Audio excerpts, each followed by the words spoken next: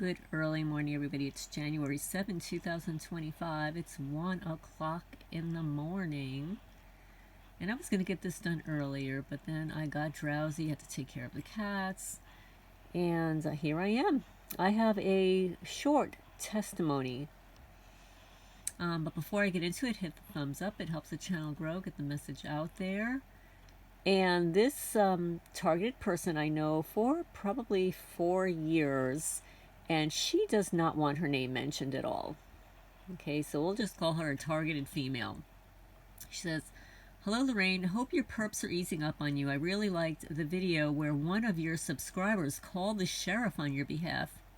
May you get justice soon. My perps are not easing up, but getting more aggressive. The following is a short testimony and the 2-minute video that triggered just some of my negative emotions regarding some of the healthcare field workers, employees, and why is not more truth coming out about these individuals in the healthcare field and their illicit acts. Please keep my name anonymous." Now, the 2-minute video that she's referring to is actually one that I posted on my channel. It's a military guy in the Army from TikTok. And he was talking about how the emergency whatever were forcing the military people to take, that arm stuff that a lot of people didn't want to take. And he was one of them, and he objected. And as a result, they kind of demoted him. They canceled his loan, so he couldn't finish his schooling. He was going through a separation and a divorce. I'll post a link to that video, not to belabor that. So she said the 2-minute video starts at about 1 hour, 29 minutes in. She gives me a link to a very long video on Rumble. But the last video he plays is about VA Tennessee employees. Attached is my testimony as follows. So basically what she's saying is that after watching that short video of the Army whistleblower guy, she got triggered into writing this testimony. She said, "Currently, that 2-minute video triggered just some of my negative emotions regarding some of the healthcare field employees. And why is not more of the truth coming out about these individuals in the healthcare field and their illicit acts? Let's not forget their unethical research programs, bioweapon pandemic shots, and too much unethical procedures or acts to mention." Now, this is for educational purposes only. I am reading a testimony from a woman who's experienced this firsthand. In 1995, while working for the VA Milwaukee Medical Center, similar perverted talk about coworkers, employees, and even upper management involved in unspeakable sex acts. Coworkers mentioned incidents about the office and bathrooms, janitor, and medical supply closets, empty hospital beds, and gurneys. Hindsight. Good possibility that the rumors were true. However, at the same time, I never did believe the rumors. Sometimes you would have people try to get your opinion if you think your coworkers have a crush on each other, and then to predict if they will have an affair, since some were married, engaged, or had a sufficient, it says sufficient other, but I should probably mean significant other. Again, hindsight. Some of the coworkers observing other coworkers and involved in the unspeakable sex acts actually did workplace bullying and to stalk you, gaslight you, cancel culture if you did not want to participate in their conversations or join in the gossip rumor mill of who's nice looking or who's going to be with who next. I mean, this sounds also juvenile to me, I'm sorry. Sounds like junior high school. Coworkers would even talk about their experiences or mention even the private sector hospitals do the exact same unspeakable sex acts or affairs. They even made jokes about their work wives and work husbands. I worked for another government agency, and it was the same perverted talk and unspeakable sex act rumors, too. The other government agency even bragged about their friends that did the workplace bullying and mob stalking me at the VA the first week I started working there, and even played almost identical perp games or tricks. It may or may not be related. Some resident doctors would state towards the end of their residency that they would never be a doctor if they knew the facts beforehand and thought the medical field was about helping people. Resounding statement while their faces are red, and some doctors throwing and slamming charts around, quote, "I wasted 8 years of schooling for nothing," unquote. Some other medical clerks in different departments of the hospital experienced similar actions regarding the residents' doctors. At the same time, and even today, I do not know what to make of it or what the residents' doctors were talking about. Why all of a sudden so many residents' doctors did not want to be a doctor anymore? And what made them so red-faced mad, even for days at a time sometimes? Could it be the unethical healthcare practices and or the secret and misuse of the AI technology? Well, this may or may not be related. A VA coworker, Scott, who happens to be a Shriner Mason, bragged that he was going to trash my reputation so bad that no man will ever love me. Oh, well, that sounds so nice. What a nice thing to do. Coworker Scott Shriner Mason. There's something to brag about that? Sounds like he's very immature. Other colleagues brag that I will regret not boosting up Scott's ego. There you go. My goodness. Moreover, Scott stated that I should have passed away in 2001 like VA employee Christy, an IHOR, I-H-O-R. I don't know if that's correct spelling. And he does not understand how or why my husband and I are still alive.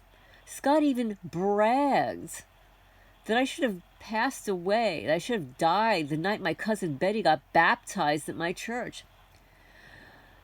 I've been divorced since 2010, and my ex-husband's been missing since 2021, according to the Department of Justice Missing Person website. Christy, which is K-R-I-S-T-Y, experienced similar treatment in which she, an IHOR, passed away November 15, 2023, which is a murder-suicide. In fact, Christy and IHOR, after work, went out with VA employees the night of the murder-suicide. I used to work at the same department as Christy also. The last time Christy and I had lunch together, she expressed strange things happening to her in and outside of work that was hard to explain. Plus, Christy did not understand the statement both inside and outside, of which coworkers, friends, and strangers. Quote, "You need to choose family or spouse, or you will regret it." You better choose family. Christy met IHOR through her dad's business.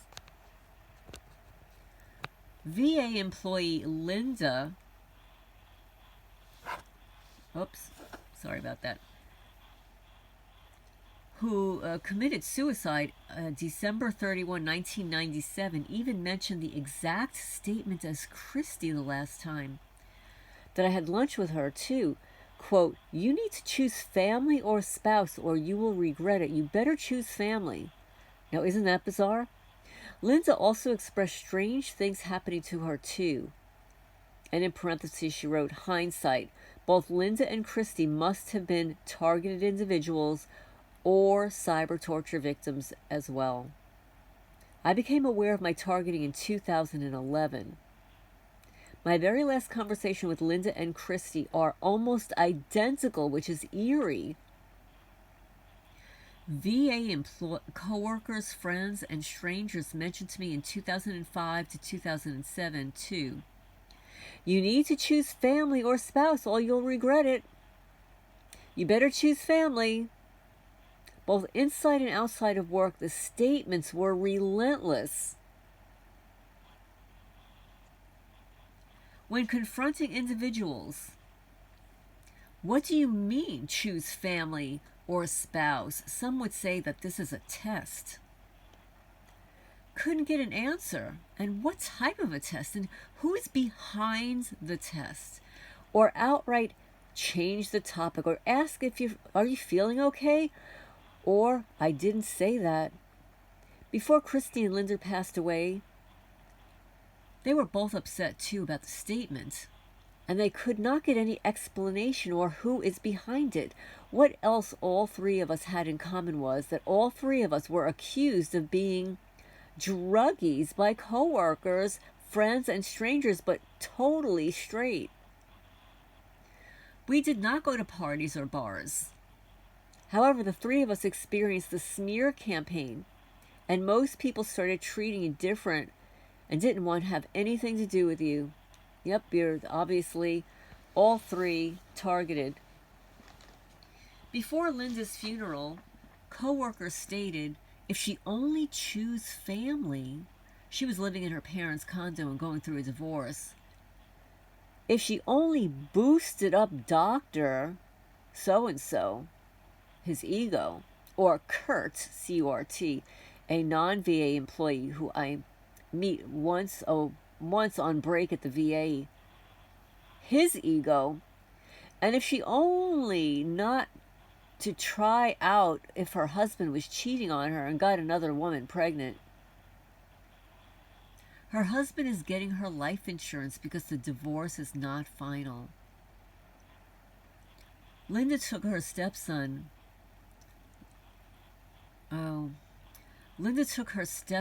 medication to commit suicide. She took her life. And they would love to see the letter Linda wrote. I do not believe Linda took her stepson's medication, since she and her husband were separated for months and not living together. Repeat, before Christy's funeral too, coworkers stated, if she only boosted up Dr. So-and-so's ego, and if she only chose family. Also, a program manager got Christy to a party after she graduated with a BA in accounting. Do not believe that Christy was a partier. Moreover, in 2006, strange comments were made after VA employee Margaret and her son were murdered by Margaret's daughter's boyfriend fiancé. The most common statement was, if Margaret's daughter only chose family, Margaret and her brother would still be alive today. Now her only family is her own child. Once again, the 2-minute video triggered just some of my negative emotions regarding the healthcare field employees. And why are not more speaking the truth coming out about these individuals in the healthcare field and their illicit acts? Let's not forget their unethical research programs, bioweapon pandemic shots, and so much unethical procedures or acts to mention. It's just heart-wrenching how many individual lives have been wrecked or loss of lives by these organized criminals of various backgrounds, which is more than the healthcare field, the secret societies and cults. Once again, thanks for all you do for the community. Well, I am so sorry to hear about what happened to your friends. But it's certainly a script, a skit, that, oh, you're supposed to boost up some so-and-so's ego? And if you don't, you're going to become targeted? You're kidding me. I mean, what is it, like I said, is this like junior high school? insanity. But thank you so much for sharing that information. And I understand why some of this stuff would be triggered after hearing the petty officer's testimony, the Army guy. And I'll post the link in the description section in case you didn't see it. But this is Lorraine Alternative Homesteading. Please remember to hit the thumbs up. This was a testimony story from a woman who prefers to be anonymous. Signing off for now.